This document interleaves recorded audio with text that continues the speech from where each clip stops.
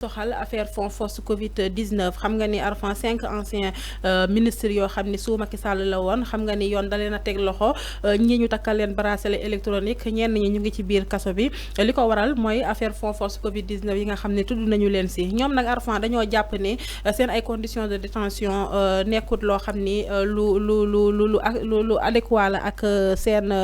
ak ministre koo xam ni ancien ministre la woon ba tax na ñu daal di saisir li nga xam ni mooy. Organisation des Nations Unies pour ñu daal di nag xoolaat bu baax a baax seen nekkin waaye liberté bi nga xam ni xañ lañ leen ko ñoom ñi nga xam ni ñoo fi nekkoon ay ministre mu bokk ci Ismaïla Madior Fall Ndeye Saly Diop Dieng Mansour Faye Moustapha Diop ak Sophie Gladima mi nga xam ni moom la ñu doon waxtaanee sànq Arfan ban jàngat nga ciy def. Oui, xam nga aussi. Ils ont le droit, ils ont le droit de dire que oui, on va saisir donc l'ONU, les droits de l'homme international pour mu addu suñu nekkin nekk bu ñu nekkee fii kaso. Mais bu leen fàtte aussi le Sénégal c'est un pays souverain. C'est vrai qu'on a ratifié des conventions, beaucoup de conventions d'ailleurs ont été ratifiées par l'État du Sénégal et notamment la convention sur les droits de l'homme. Donc c'est un fait. Mais aussi, Ami, le Sénégal c'est un pays souverain, un pays de droit, un pays régi par des normes, où il y a une constitution qui prime sur tout. Alors, il y a ce qu'on appelle l'administration pénitentiaire. L'administration pénitentiaire, en fonction des autorités, selon le statut du détenu, parce que le détenu a un statut. Le détenu, il a un statut. Par exemple, mon ancien ministre, l'ancien ministre, il a un statut. Même en étant député, en étant détenu,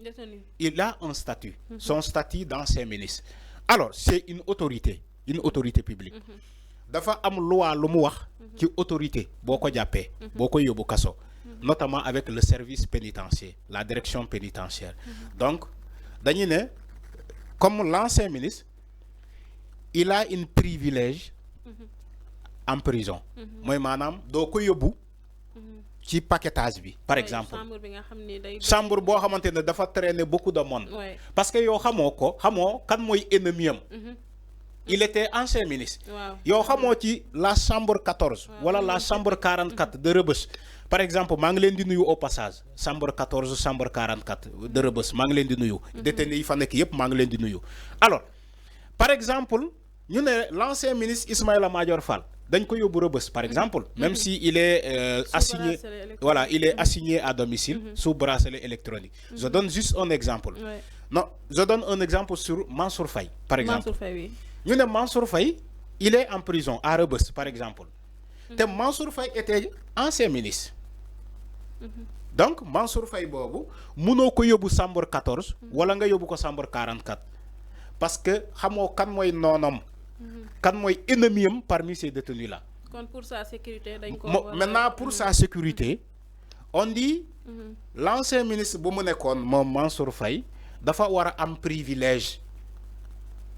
Privilège bi moy nga aménager ko yóbbu ko ci chambre bo xamantene du bëri ay nit même bu amé ay nit ñaari nit ñetti nit ba 5 personnes ay affaire yoy nga né dang koy yóbbu fa Mansour Faye pour nga mëna protéger ko ci sa détention bi mu nekkee fofu. Donc loolu lañuy wax ci service pénitentiaire. Loolu c'est un droit. Donc le service pénitentiaire, l'administration pénitentiaire xam nañu baax li may wax. Donc lolu c'est un fait. C'est un fait. Alors, légui bo ñëwé ci ces anciens ministres là yi bëgg dem au niveau de l'ONU, di naan way nous sommes traités comment dire autrement. Moy manam on bénéficie pas de cette privilège bo xamantene war nañu ko mëna accorder ñun en tant que statut d'ancien ministre. Ñu né dañuy dem ci au niveau des Nations Unies donc pour réclamer ces droits. Ils sont dans leurs droits. Mais bu leen faté ni que Sénégal les prisons sont surpeuplées. Les prisons au Sénégal sont surpeuplées. Bu féké ministre bu né ñu né dañ koy jox privilège bopam, il va falloir construire d'autres prisons. Soyons sérieux. Il va falloir construire d'autres prisons. man je suis d'accord l'ancien ministre ñu jox ko aménager ko parce que xamuñu kan mooy noonam mais il faut faire avec le comment dire, les moyens du bord. Il faut faire avec les moyens du bord parce que ñoom ñii les anciens ministres ñi fa nekk kaso tey ñoom ñoo fi nekkoon pendant 12 ans ils n'ont jamais réfléchi de construire d'autres prisons musuñu ko xalaat dañ doon entaché yóbbu xale yi di leen yóbbu kaso kaso yi fees del ñuy jël xale yi di leen yóbbu paquetage parce que ñoom ay 4x4 la ñuy dawal ay vitre teintée ay lekk-lekk yu neex ay ceeb yu neex yu bokkul ak ceeb yu ñun ceeb yu ñuy lekk mu neex lool sóoraale wu ñu ko ni que bés dina ñëw yàlla dina la nattu teg nattu ci kaw sa kaw ba nga dem kaso il fallait penser à ça nee naa lan man Arfan si je suis élu tey président de la République su ma jëlee fonction ba pare balaa may commencer di dépenser xaalis Sénégal li may njëkk a tabax kaso laay njëkk a tabax ak hôpital kaso laay njëkk a tabax il n'est pas dit que su ma tabaxee kaso mooy maanaam je suis prêt à enfermer des gens déedéet parce que su ma tabaxee kaso dama bëgg a désengorger les prisons dama bëgg a traiter les personnes comme des humains man Arfan je veux traiter les détenus comme des humains et non pas des animaux loolu laay kaas chaque jour tabax ay stade baax na tabax ay xawma lan baax na ay tali baax na mais kaso nit warul fàtte kaso dañoo war a tabax ay kaso yu bëri Sénégal ba kaso yi fees kaso yi bëri mel ni ay stade comme ça prison yi dañuy mën a fee moo tax Arfan d'habitude ku génn kaso day génnaale ak ay feebar mais ay feebar benn xataay bi ak tàngaay bi nekk ci biir déggal nit ami déggal nit ne la ay prisonniers dañuy taxaw ba fajar démb Azura mi ngi koy wax mënuñu tëdd mais nii la ñuy toogee toog ba fajar loolu c'est pas humain c'est pas humain vraiment je suis pas d'accord avec ça donc moo tax loolu war nañ ci bàyyi xel autorités yi war nañ ci bàyyi xel je ne parle pas pour aujourd'hui je parle pour le futur nañ ci bàyyi xel donc ministres yooyu les anciens ministres yi ñuy wax ni donte ils sont dans leur droit mais il faut que ñu xam ni que le Sénégal fait avec les moyens du bord parce que kaso yi dañoo fees del ministre bu ne mënuñu ko jox chambre boppam mënul nekk c'est vrai que un manipulateur toog na fii mu ne Ousmane Sonko dañ ko jox chambre fële chambre de 300 mètres carrés ma ne ko juum nga ma ne ko chambre 300 mètres carrés amul ci benn prison Sénégal ma ne ko da ngaa juum këru Ndakaaru sa nga xam ne 150 mètres carrés la këru Ndakaaru boo xamante 150 mètres carrés yow nga toog ci plateau je crois c'est Bougane su ma juumul Bougane moo wax ce genre de mots Bougane moo ko wax sama xarit Bougane moo ko wax Bougane moo toog ci plateau mu ne Ousmane Sonko la ñuy jox chambre fële fan la nekkoon Cap Manuel waaw 300 mètres carrés Bougane wax bi neex ba wax bi neex sama xarit la nag dama ko bëgg Bougane wax ba wax bi neex mu ne Sénégalais yi Ousmane Sonko Cap Manuel chambre bu 300 mètres carrés lañ ko jox ma ne ko oh Bougane daanu na chambre bu 300 mètres carrés amul ci benn prison Sénégal donc loolu yëpp boo gisee ñu wax ko c'est pour que autorités yi mën cee bàyyi xel donc dans le futur ñu mën a penser à construire d'autres prisons beaucoup de prisons d'ailleurs pour désengorger Rebeuss dafa fees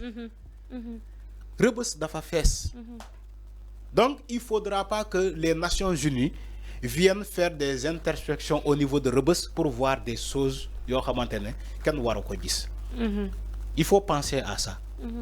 man maa ngi interpeller toutes les autorités pour ñu xalaat nan la ñuy def pour désengorger Rebeuss Rebeuss n'est pas la seule prison au Sénégal mais koo xalaat ñu ne la mu ngi Rebeuss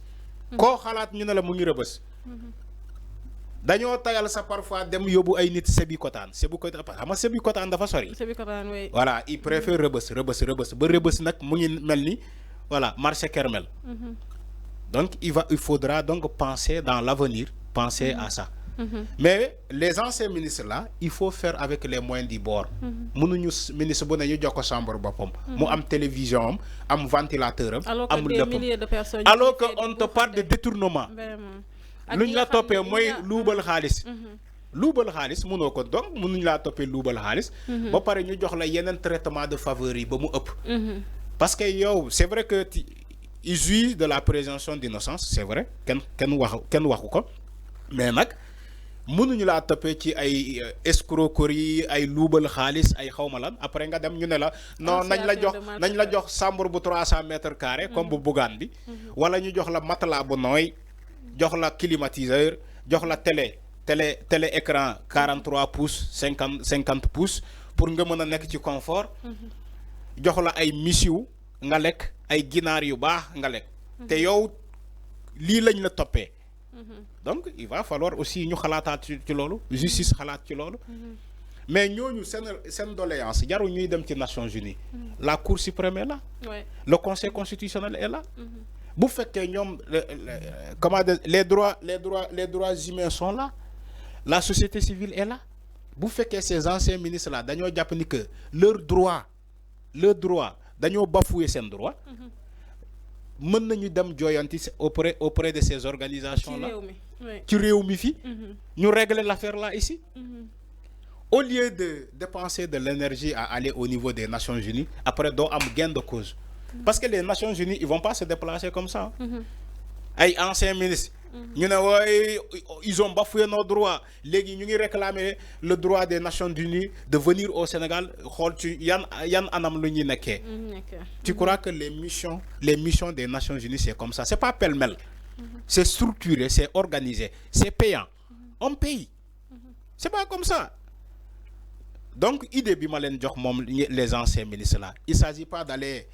écrire au niveau de la presse oui on va envoyer les Nations Unies pour réclamer nos droits parce que nous des anciens ministres on doit bénéficier normalement d'un privilège de la détention te amuñu ko au lieu d'aller interpeller le Conseil constitutionnel la Cour suprême les autres bancaas yi nekk fii ci réew mi pour ñu régler loolu le service pénitentiaire ou bien les nouvelles autorités. Pourquoi il réclame pas au niveau du président de la République amaana sa président de la République yëgul sa information boobu dama ne amaana donc président de la République bu ñu ko jooyantee foofu moom bu yégee loolu mais dina am peut-être lu muy def ne serait-ce que ou bien l'Assemblée nationale ñu bàyyi fii Assemblée nationale ñu ne dañuy dem ONU pourquoi demuñu jooyanti ko ci auprès de l'Assemblée nationale nel Assemblée nationale xoolal suñu nekkin kaso parce que la commission d'instruction bu leen jàpp Assemblée nationale la nekk. Pourquoi ils informent pas l'Assemblée nationale ñoom. est-ce que dëggantaan loolu sax am na. non voilà xam nga loolu ça reste à vérifier. Parfois la manipulation est là. oui si yenn journaux yi wax côté journaux yi aussi mooy loolu. exactement xam nga wax nga dëgg. man dama wax ci le cadre général. mais parfois aussi la manipulation. elle est là. parce que comme li nga wax moo tax ma comprendre. voilà parce que bu ñu mënee jéggi fii. dem fële. parce que dafa am lu tax peut-être am na lu ci ils veulent manipuler voilà ils veulent faire savoir à l'opinion internationale que ils sont torturés ils sont maltraités c'est pas comme ça c'est pas comme ça on manipule pas à l'opinion internationale comme ça il faut passer par l'Assemblée nationale du Sénégal aller là-bas bu fekkee c'est pas de la manipulation mais ces anciens ministres là nañu jaar Assemblée nationale du Sénégal jooyanti ko fa nee leen nous sommes traités comme c'est pas possible dans les liens de la détention ci kaso bi Assemblée nationale no mu bon a bon les députés vont porter le combat bu fekkee lu ñu wax dëgg la donc c'est ça il faut pas voilà